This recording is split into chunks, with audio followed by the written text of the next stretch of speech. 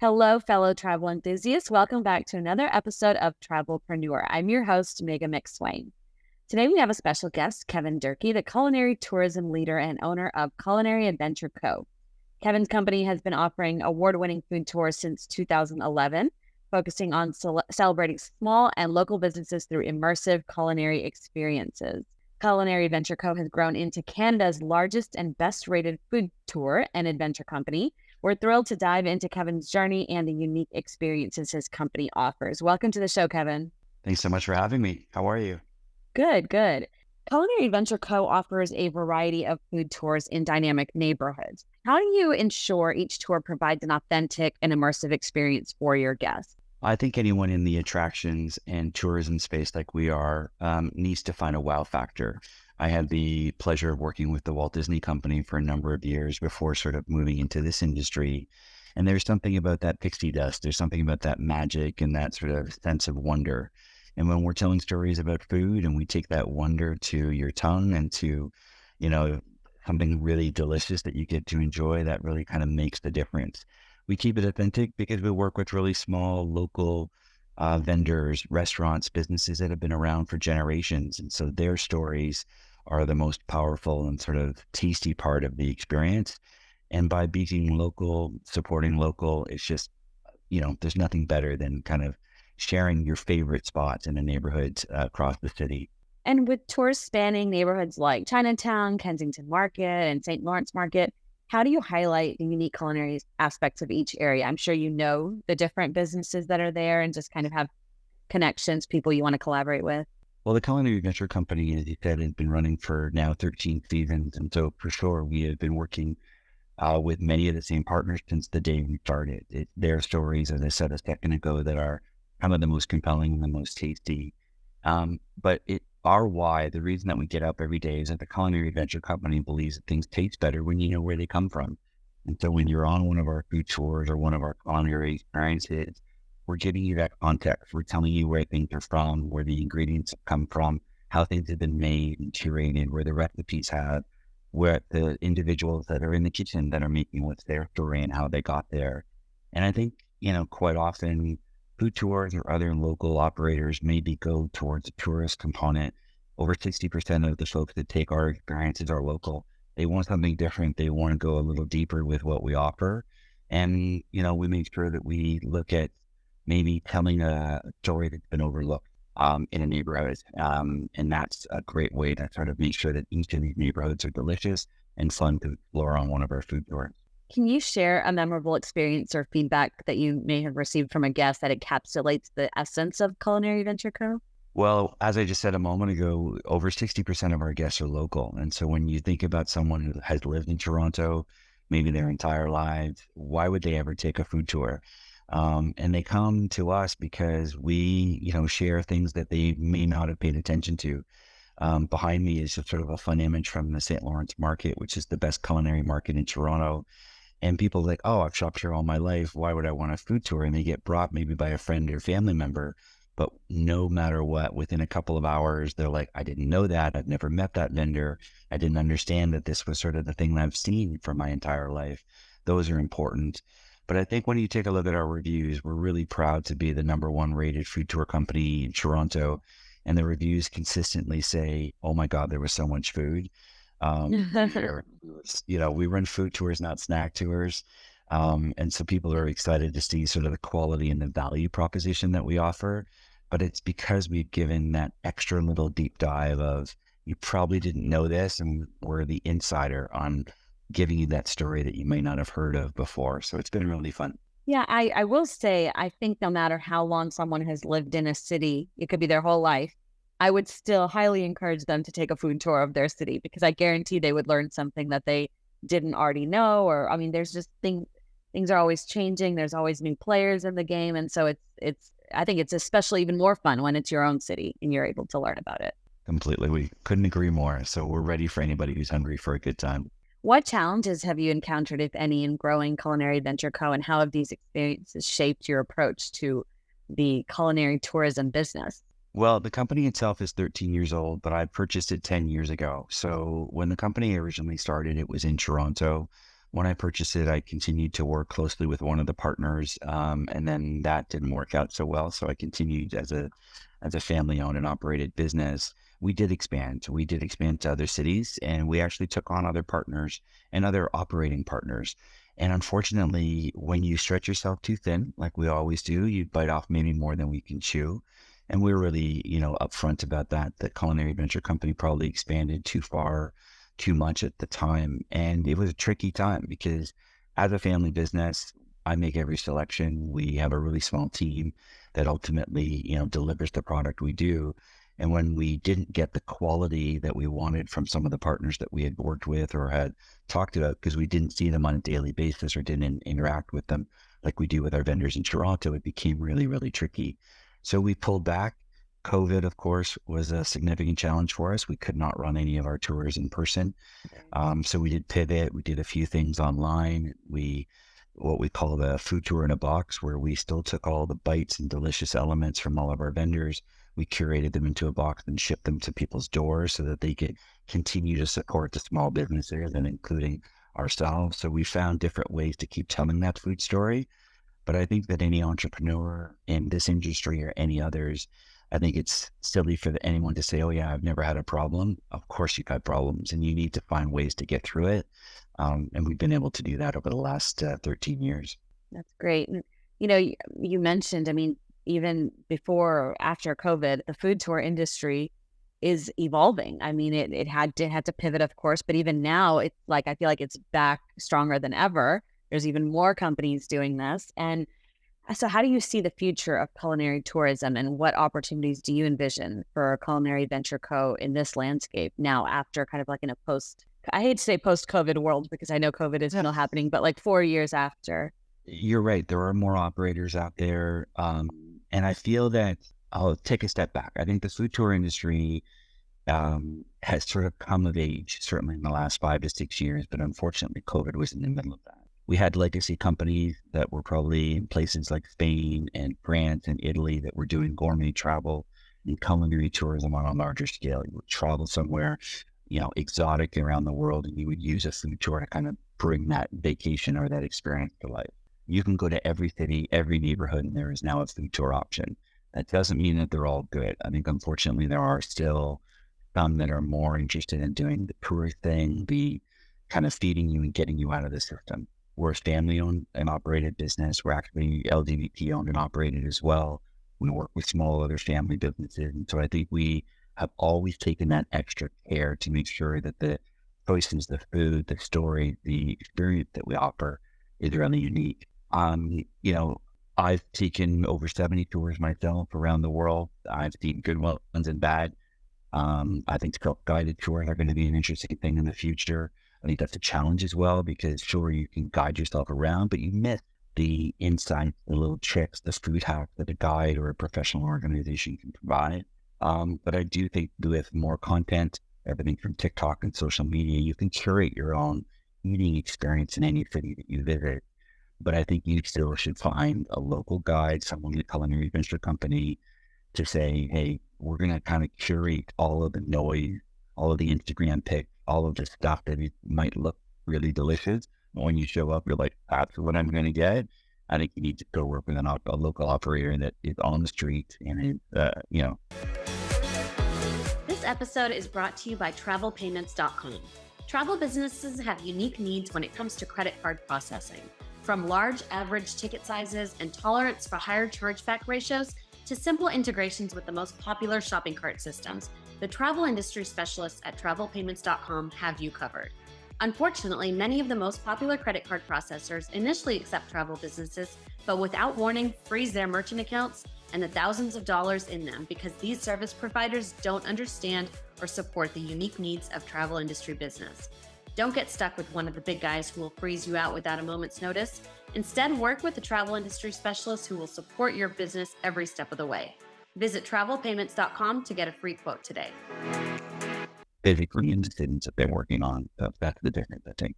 Toronto and other Canadian cities are known for their vibrant food scenes. How do you capture and showcase the essence of these cities in your tours? Like, how do you decide kind of who gets to be showcased? Are these some of your favorites? It's a lot of word of mouth, or? It's a little bit of a blend, but I would say that we're probably in three categories. We're definitely things that we are addicted to, that we are super proud and excited to share, because if we're not passionate about what we eat, what we see, and what we tell, then we're not doing a job. The second thing is that it needs to be consistent. I mean, the partners that we work on have been there for decades. They're not the Instagram buzzworthy fad that might have shown up in a couple of years. They are a legacy. They are got rich, delicious stories and teams and families that bring that to life. And so we make sure that that's part of the choice that we look at. And then the consistency I said a second ago is that the guest that takes a tour today writes a fantastic 5-star review saying, I did this, tried that, enjoyed it. Someone sees it 3 months later, buys that tour. They want that same expectation. So I like the fact that we try to stay very, very consistent. Certainly COVID and other changes happen. Restaurants and businesses close or things change. But I feel that we go a little deeper in making sure that there's a reason that that person is on our tour. And it's not, like some food tour operators that might be making choices on, oh, it's a good deal or someone gave us a free sample. We don't have anybody like that on our food tours. We pay full price for everything. And that shows. It shows in the amount of food we provide our guests, quality of food we provide, and ultimately the relationship that those businesses have with us and our guests. It makes a difference, and we're proud to support it that way. And looking ahead, what are your future plans and aspirations for the company? Or you mentioned expanding to different cities, or you've already sort of done that.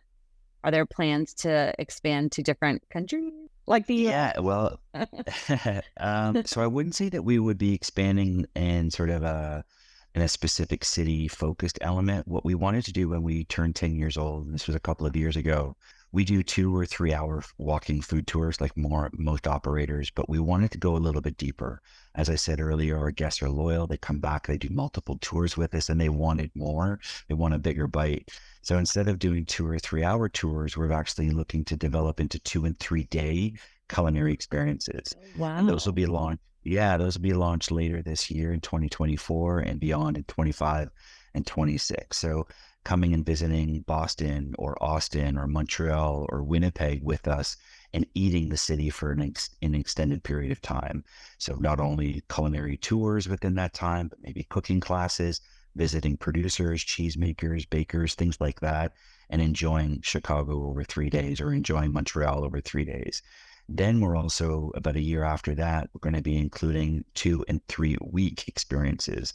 So as I said right at the very beginning, this sort of culinary destination to places like Italy and Spain have sort of always been there, and we want to sort of continue to offer that.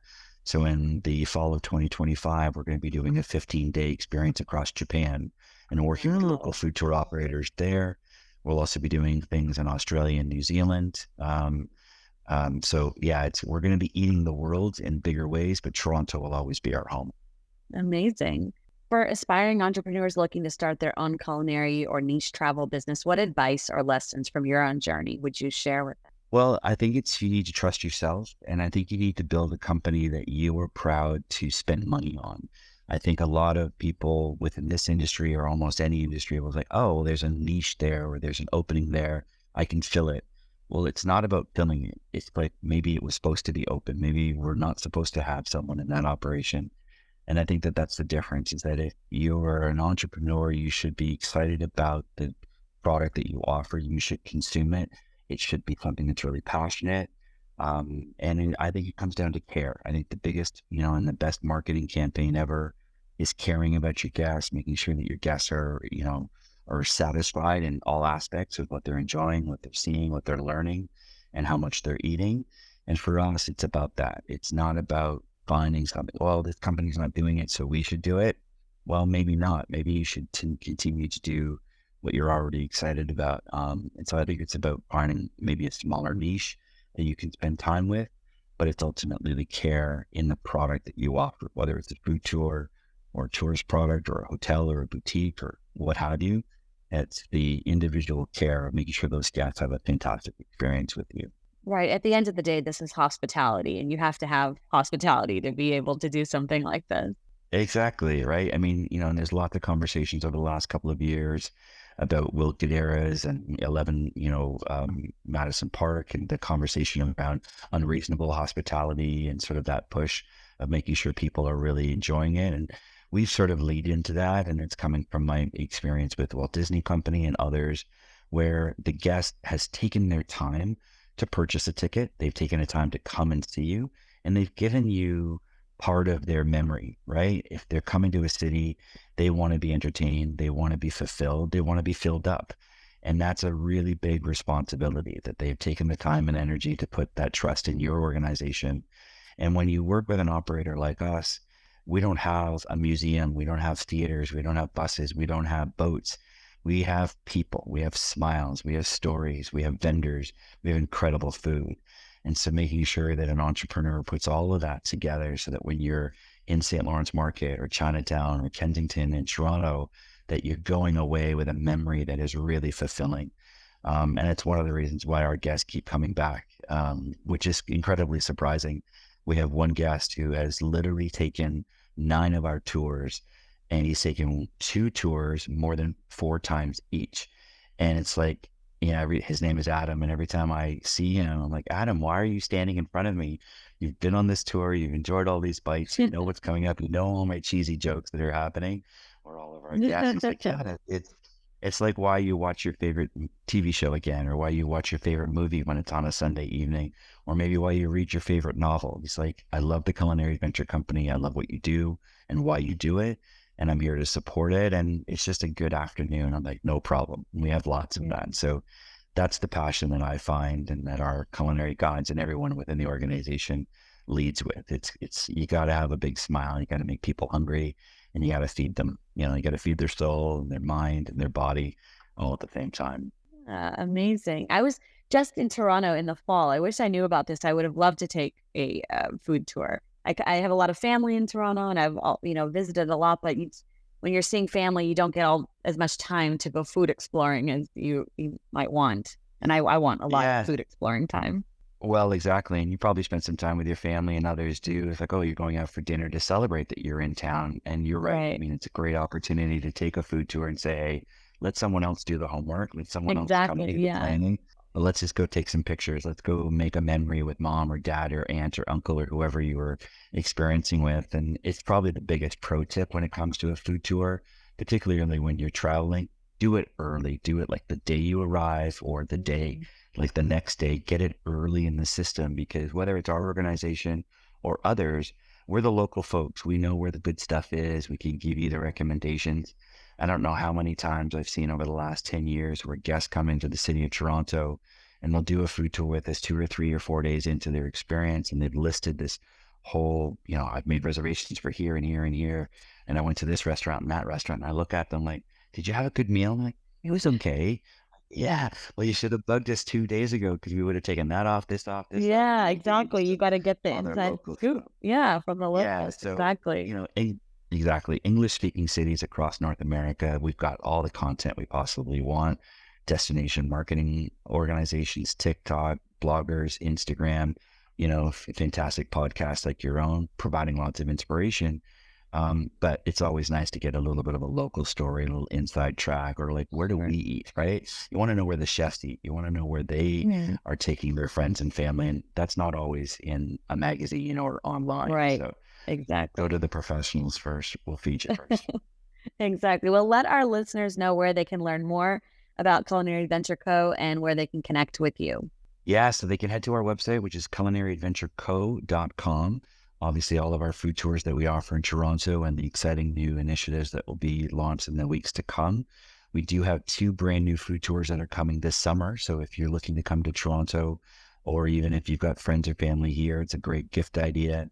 We're going to be headed to the west side of the city in the Roncesvalles Village on Saturdays at 3:00, a brand new tour starting in the middle of June. And then we're super excited to be partnering with the Toronto Downtown West BIA, and we're creating a brand new brunch tour for Sunday mornings, which is going to be starting in the middle of the summer. So you can find us on culinaryadventureco.com. And then the best other place is to connect with us on social. And we are at Culinary ADVCO, so Culinary Advoco.